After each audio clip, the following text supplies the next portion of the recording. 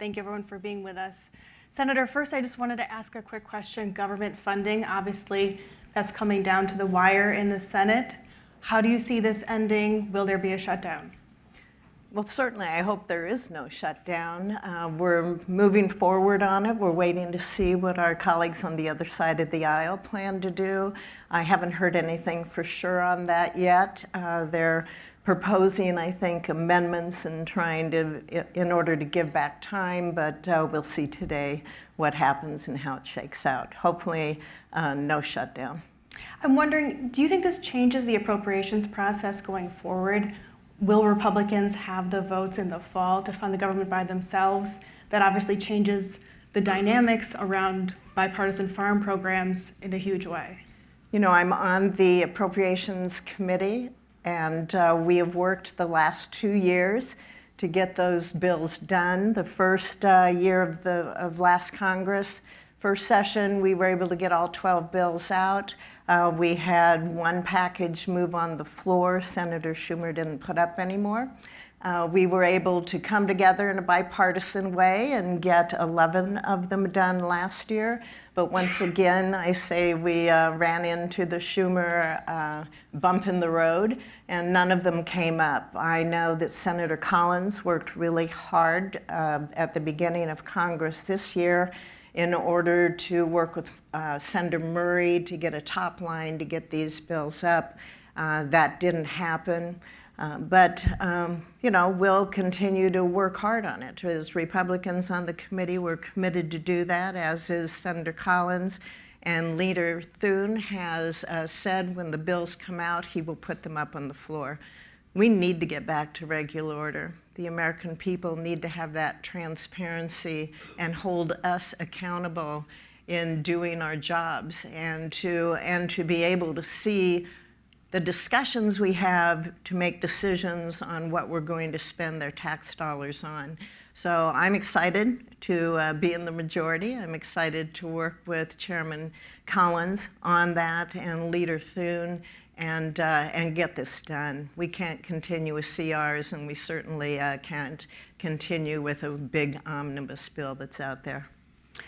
So after that upcoming funding fight, we're also looking ahead to the $1.5 trillion farm bill.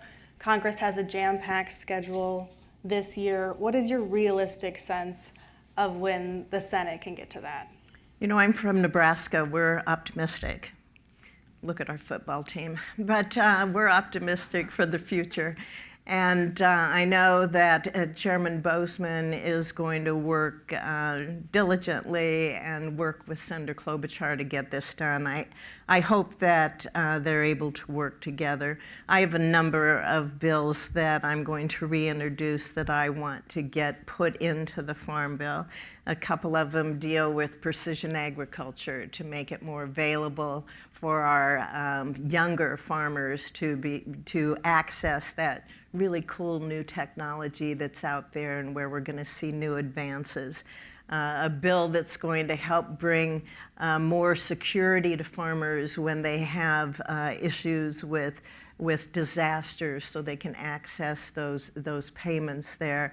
And then, of course, just connectivity to be able to connect with the internet so they can get that new technology. That's the last acre bill. So there's a number of things that I want to continue to work on. Number one issue I hear from ag producers in the state of Nebraska is crop insurance. We have to be able to have a good, stable, solid crop insurance there for our ag producers, so they have the certainty that they're going to be able to stay in business. Conservation programs are extremely important for my producers as well. And trade. We didn't see any trade in the last administration. Want to move forward and be able to see some good trade opportunities for not just ag producers, but manufacturing as well. Well, we'll get to trade. I've got some questions on that. I did want to ask briefly about budget reconciliation. That's obviously the other major lift Republicans are trying to do in Congress in the coming weeks and months. It's obviously going to be a party line bill with all kinds of priorities from Republicans in the Trump administration. There's a huge difference right now in the House plan and the Senate plan, in particular when it comes to the Agriculture Committee and how much House Republicans want to cut from the SNAP program versus how much the Senate wants to cut. The House wants to cut potentially $230 billion. The Senate plan lays out somewhere around $1 billion or more. Where in your mind is the compromise dollar-wise on that, and what can get through the Senate? You know, in the Senate, Republicans were having meetings, obviously, on reconciliation, and we need to come together as a group, first of all, in what our proposals are going to be. And then we'll work with our colleagues on the House side in order to find something that we can agree to, that all sides can agree to. And we have to come together. We have to come together to present something to the administration in order to get it done. We have begun the process, obviously. We will continue. I think there's a commitment in the Senate and in the House Republican Conference to get this done, and I know the administration certainly wants it to happen too. So we start from a position where we all agree that we have a number of items we want to get done: national security, energy, unleash American energy, to be able to look at border security as well, and then taxes. You know, that is an important part of both the Senate and the House and the administration. So when we have those similar goals, we just have to find now the path to be able to reach those goals. Some Republican senators this week suggested a timeline as far in advance as August in getting that done. Do you think that's a realistic timeline? I do. You know, I'm a proponent of looking at things we agree upon first to be able to get those settled. But a tax issue, I mean, we're talking about complex proposals that are out there, and trying to figure out how these pieces are all going to work together. So it may take until August or later. But again, we're at the beginning of the process and trying to work together as a group and satisfy different factions. So I do want to ask about trade. Obviously, we're seeing retaliatory tariffs now hit U.S. farmers. The president this morning is threatening new tariffs on the EU over alcohol. And I'm wondering, you're obviously a cattle rancher yourself. How do you see this impacting farmers both in your state and in farm states around the country that really rely heavily on farm exports to other countries? What is the fallout that you see right now? I am a cattle producer. My family has a cattle ranch. 2 of our sons are on that ranch now. We're calving. It's a busy time. When you talk about tariffs, people in ag get a little nervous because we know we are the easy target for other countries if they are going to retaliate.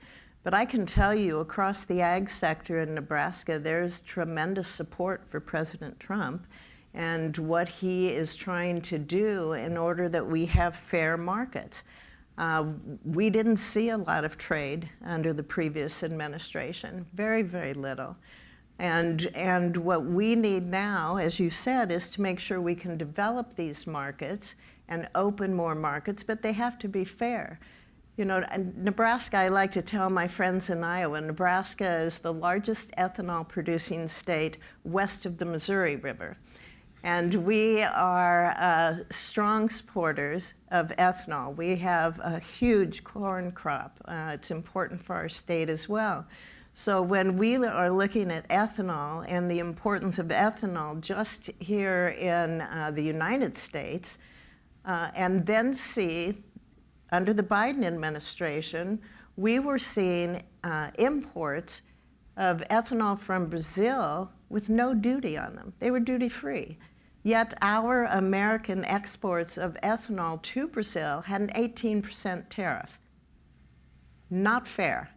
That's what farmers, that's what ag producers in the state of Nebraska have seen in the past. So they are supportive of giving President Trump time to negotiate and make deals in order that we do have a more level playing field, and again, have the importance of developing these markets in the future. The president did, during his address to Congress recently, he did ask American farmers to bear with him. What is, as they're already facing such economic headwinds, these tariffs are hitting, retaliatory tariffs, what is that timeline of bearing with him? What do you think people can tolerate at this point? Well, I have, as I said earlier, I have seen people willing to give the president time on this. This is an issue that's important. We need to get it right. I think there's faith in the president that he is going to be able to get some good trade deals. He did in his first administration with USMCA. He had good trade with China. And so I think there's, as I said, there's a feeling out there that we're going to give the president time so that he can negotiate good deals. We know there are assurances from the Secretary of Agriculture that farmers will be taken care of, whether that's through payments, whatever. But we want trade. We don't want to see checks coming in. So I think the president will have time in order to do this. There is, you mentioned, essentially payments to farmers if these retaliatory tariffs hit and make a bigger dent, like we saw during the president's first trade war with China in his first term. That account, obviously, to send checks out to farmers for reimbursements, that's running very low at USDA. Congress will need to plus that up in the coming months. That's going to be a huge fight, obviously, with fiscal hawks in the House. What do you see as the resolution to that? We'll have to wait and see. Under President Biden's Secretary Vilsack, he drew that account down for other things as well. It's an account that can be used for various things, and so he drew that account down. We'll have to see how the negotiations within the House and the Senate work on that. And you mentioned ethanol earlier. You have year-round E15 legislation, bipartisan legislation. What is your sense of the outlook right now for biofuels in the U.S., particularly under the Trump administration, but also what is Congress doing right now as they wait for a farm bill? I think it's extremely important that we have a permanent solution here to the year-round sale of E15. This is my 11th year in working on year-round sale of E15. We came really, really close to getting it done last year. In the last 2 years, we've really grown our stakeholders who are supportive of this bill and of this idea. I worked with Senator Duckworth, who is just a warrior on this. We have the American Petroleum Institute. We have large and small refineries. We have our convenience stores and fuel retailers. We have obviously corn farmers, and we have consumers because they understand that they are saving money at the pump when they fill up with E15. So we continue on as we grow this group of stakeholders to continue to push to get it done. That bipartisan legislation obviously is one of the things that you mentioned that fell out of the funding package in December. If Republicans do pursue an appropriations process coming up for the fall, that they're seeking to codify DOGE cuts, something that Democrats are very opposed to at this point on much of that. That legislation needs bipartisan votes in order to become law. Are you concerned about Republicans pursuing that kind of partisan appropriations process? And are you worried about that bill trying to fit into the appropriations process going forward? As I said, we have strong support across the aisle and with various stakeholders. I believe my friends on the other side of the aisle are pinpointing Elon Musk, pinpointing DOGE as a target for when they talk to the press, to be able to bash the administration, which is what happens with two parties. But when it comes down to what is good for the American people, what is good for the ag producers in our states, our friends on the other side are going to be there with us. They understand the importance of E15 to their farmers in their state, to their consumers in their states, and it would be very, very difficult, I believe, for them to try and backpedal on an issue that has been at the forefront, as I said, for 11 years now, to get it done. I think it would be very difficult for them to backpedal on that, and it would be, they would be taken to task by their producers at home. One of the things that USDA has cut recently is $1 billion in funding to local food banks in order to buy local food from farmers and get it to folks. Are you concerned about that, and have you seen any impact in your state? You know, I work very closely with the food banks across the state of Nebraska. That was one thing that my office prioritized during COVID. We would be in touch constantly with those food banks as we saw the need grow across our state with food insecurity for families, for working people during COVID, and the stresses that they were put under as we worked through various aspects. And as a whole, Nebraska was more open than many states during COVID. We only closed schools, for example, at the end of the first year, started up again in August, so our kids were back in school. But obviously a stressful time across the United States on that. So I continue to support food banks. I also believe in supporting, farmers and having that fresh food available. But let's not forget that canned food is also wholesome. Sometimes we forget that when we talk about providing for people, because food banks have a lot of more non-perishable food, canned food, for example.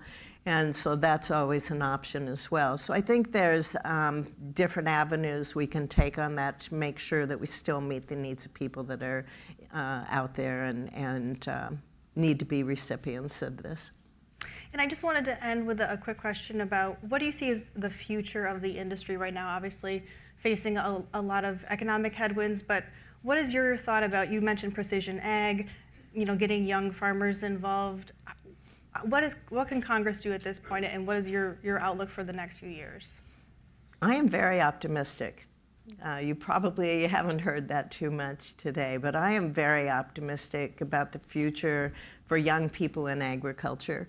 We're seeing an increase in youth being involved in FFA. We see our university system continuing to have increases on ag campus in programs there. And we see small communities across Nebraska, young people are returning because they know the benefits of living in a small community, raising a family, good schools, good medical facilities, to be able to have a safe environment. The community that's close to our family ranch is a town of less than 3,000. And we are seeing a return of young people. We were isolated in the area of Nebraska that I'm from, the Nebraska Sandhills, but we see people coming back. And that's why broadband and the connectivity that we have to have there is so important, because you'll be able to work from wherever you want. If you have that connectivity, you'll be able to be involved in agriculture because of all the technology out there, all the new opportunities that are going to be available.